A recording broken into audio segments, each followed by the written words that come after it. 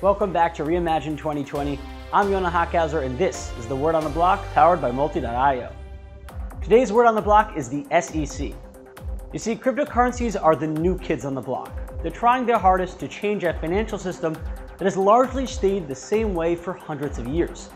In order to take on the big established giants, crypto projects must invent new technologies, build new infrastructure, and promote themselves to prospective users. And all this costs money.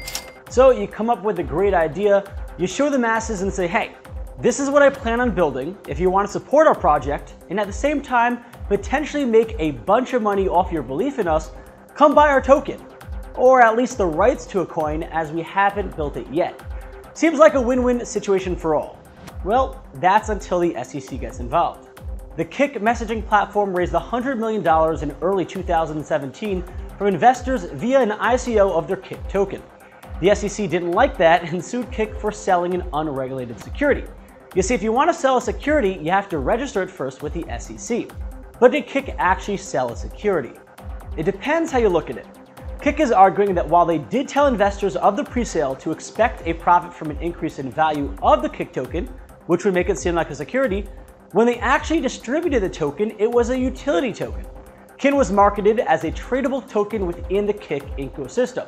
Users could send Kik tokens to each other, and developers could build applications on top of it, meaning the presale wasn't selling the rights to a security, but rather a utility, which is allowed. The problem is the court is saying that when the Kik token was actually distributed, it was a security because one, Kik was shilling it pretty hard to investors, saying that they would expect a nice profit, and two, the utility token didn't have any actual utility. I mean, there was a wallet and you could send and receive premium stickers and achieve and view KIN status. Yeah, it doesn't seem so useful. Plus, Kik done fucked up by having the token distribution the day after the presale, which the courts decided made them one connected fundraising tool and would have required Kik to register that presale with the SEC. Okay, so now you're probably on the SEC side. I don't blame you, until you hear that the SEC only gave its guidance for how the federal securities law should apply to crypto asset sales 1 month after Kik held its sale. The SEC says Kik should have proactively reached out to them to ask if they were unsure about the rules, to which Kik sassily replied, in the absence of clear guidance from the commission, companies like Kik are under no obligation to present every new idea to the commission for its blessing. And there are substantial doubts whether the staff would have given Kik clear direction, and even if it did, it would have taken years to receive it, as many projects are experiencing. Burn! Way to call out the SEC's feelings of inflated self-importance and calling out their ineffectiveness at their own job. So after a couple of years, the courts have ruled in favor of the SEC that Kik did represent the sale of an unregistered security.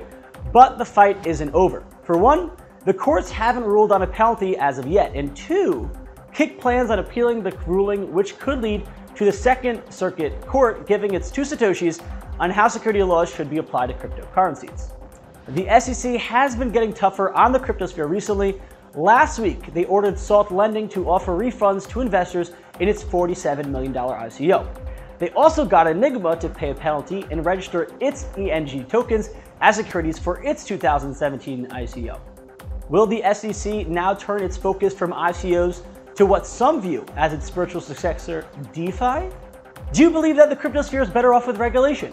Do you agree with the court's decision in Kik versus SEC? Will the SEC end up squashing the hopes of this new emerging field? Do I ask too many questions at the end of my videos? Let us know in the comments below. For Reimagine 2020, I'm Yonah Hochhauser. Make sure to check back here for all the latest blockchain news, interviews, and more. That was your Word on the Block.